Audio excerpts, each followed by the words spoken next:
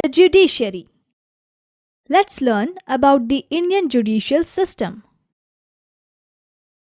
The Indian judicial system is a single unified system. The Constitution has provided for an independent judiciary headed by the Supreme Court, below which is the High Court, and at the district level are the subordinate courts. The judiciary is the most important organ of the government because it safeguards the rights of citizens. The court helps to ensure justice by giving punishment to the guilty. Courts settle disputes which arise among citizens and also between citizen and state. The courts deal with two types of cases, that is, civil and criminal. All cases which are related to property matters, damage to goods, etc., comes under civil cases, and the cases of theft, robbery, murder, etc. comes under criminal cases. Criminal Procedure Code provides that trials be conducted publicly except in certain cases involving state secrets.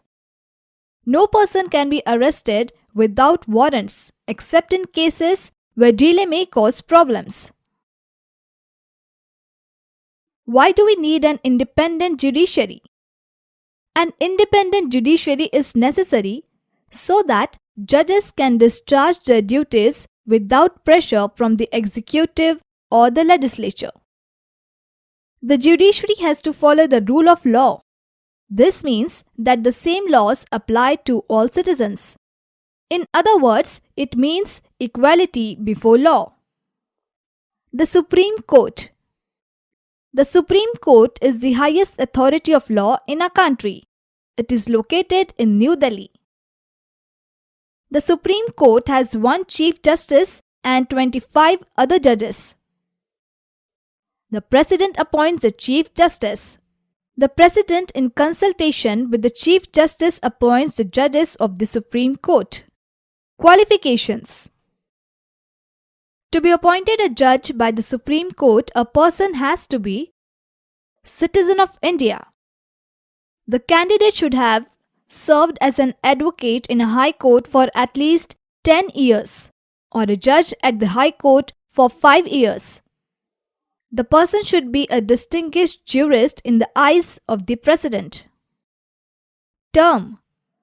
The judges of the Supreme Court can hold office till the age of 65 years.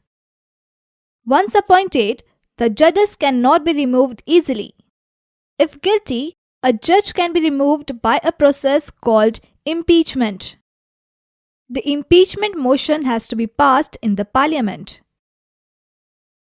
In 1991, an impeachment motion was set against Justice Ramaswamy, the Chief Justice of the Punjab High Court, for misappropriating funds. However, the majority of the total strength of the House did not pass the motion. Salary. The Chief Justice and judges receive high salaries. Besides this, they are given many benefits and allowances. The objective behind this is to prevent any corruption. Powers and functions. The Supreme Court has wide jurisdictional powers. These can be divided into original, appellate, advisory. Original jurisdiction. Cases that come directly before the Supreme Court come under original jurisdiction. These are mainly cases related to disputes between Government of India and one or more states, disputes between two or more states, disputes between union and state or among states, appellate jurisdiction. Sometimes a person is not satisfied with the decision of the High Court. In such cases, a review of the judgment can be asked from a higher court. This is called an appeal. The Supreme Court is the highest court of appeal. Advisory functions. The President can consult the Supreme Court for legal advice on public issues. However, this advice is not binding on the President. Writ jurisdiction. An individual who feels that his or her fundamental rights have been violated can go to the Supreme Court for redressal. The Supreme Court can give special orders in the form of writs. Court of Record. The Supreme Court is the court of record. All decisions and proceedings are recorded and printed. The lower courts in similar cases can refer to these decisions. Judicial Review.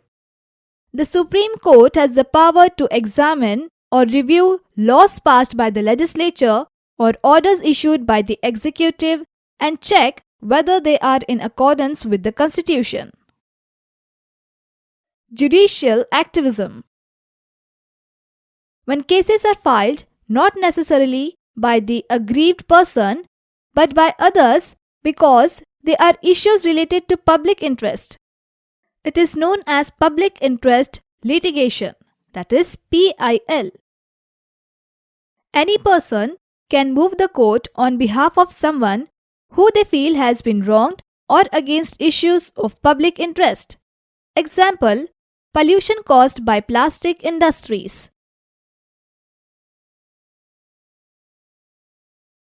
We learnt about the wide jurisdictional powers of Supreme Court. In the next topic, we will learn composition and powers and functions of the High Courts. Till then, keep learning.